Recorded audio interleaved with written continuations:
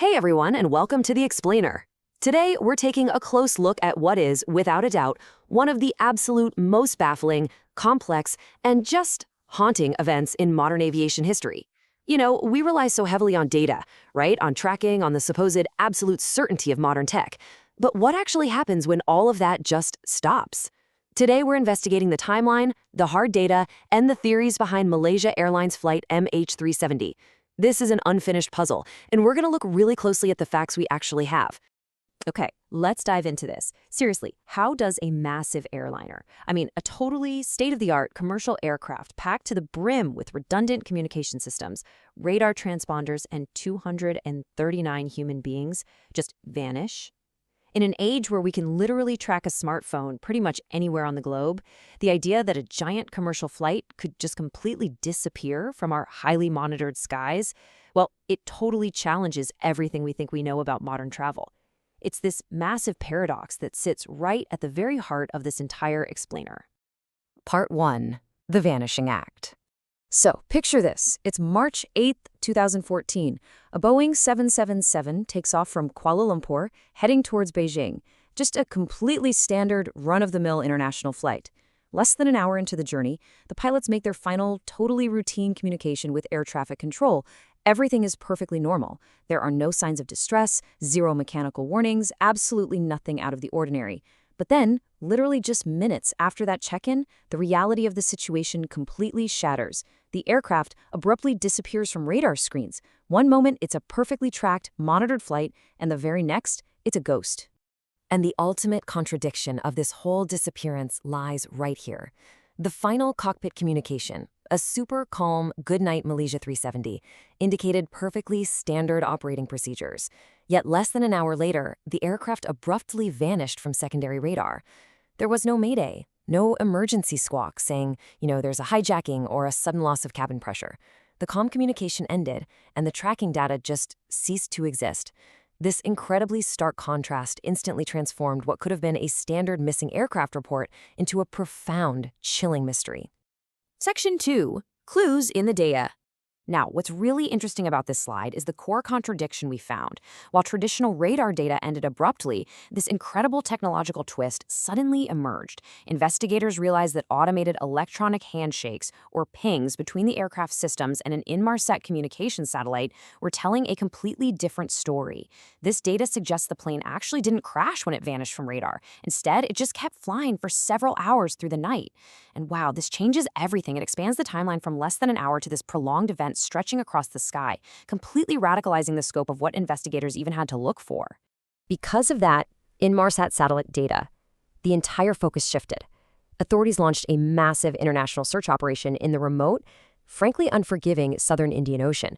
We're talking nations from all over the world contributing ships, airplanes, cutting-edge sonar technology. It was an unprecedented effort. Now, it took over a year, but eventually the ocean actually offered up some physical proof. In 2015, a piece of the wing, a flaperon, washed ashore on Reunion Island, literally thousands of miles from the search zones. This physical evidence finally confirmed the aircraft had indeed met its end in the sea, even as the main fuselage stayed completely hidden. Part 3. Unraveling the theories. So to even begin to understand what happened, investigators had to cast a massively wide net. They looked at accidental mechanical failures, right? Like maybe a catastrophic fire or a rapid depressurization that led to hypoxia, which could have incapacitated the crew and basically left the plane to fly on autopilot until the fuel ran dry. But they also investigated the darker possibilities, a hostile hijacking by external actors who somehow breached the cockpit. And finally, they explored deliberate course changes, an intentional rerouting by someone actually inside the cockpit who purposefully disabled the ACAR's communication systems. In this explainer, our job is just to look at the facts, and the hard data forced authorities to impartially and rigorously examine every single one of these scenarios. Because honestly, no single piece of evidence definitively proved one over the other. Section 4. The human toll. 239.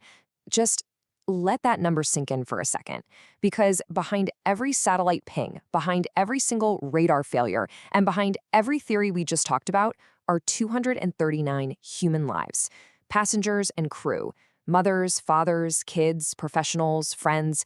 These were people heading home, people going on vacation, folks traveling for work. The sheer scale of this human loss is just absolutely staggering, and it firmly grounds all of this highly technical data in a very heavy, heartbreaking reality. For the families of those 239 individuals, this mystery isn't just some interesting historical case file to analyze. It remains a deeply personal and incredibly painful unfinished puzzle. Ambiguous loss, a loss without any clear resolution or definitive ending, is arguably one of the hardest psychological burdens a person can carry. The sheer lack of final answers, the complete inability to know exactly what happened in those final hours, it leaves a wound that time alone simply cannot heal. Part 5. An enduring mystery. More than a decade has passed since that fateful day in March 2014. We've seen some of the most extensive, technologically advanced, and well-funded international investigations ever conducted in human history. Yet the crucial point is, despite all our modern tech, despite advanced oceanographic modeling and crazy satellite mathematics, we are still left with an incomplete picture.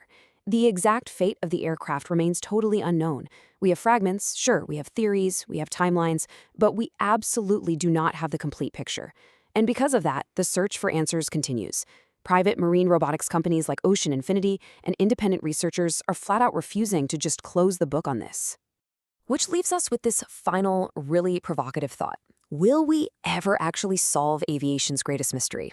Look, as deep-sea mapping technology improves and as data analysis gets even more sophisticated every single year, there's always that lingering hope that the final piece of this unfinished puzzle will finally be found somewhere at the bottom of the Indian Ocean. But until then, MH370 stands as a truly humbling reminder of just how vast our planet is and the very real limits of our technology. Thank you so much for joining me for this explainer. Keep asking questions, keep seeking answers, and I'll see you next time.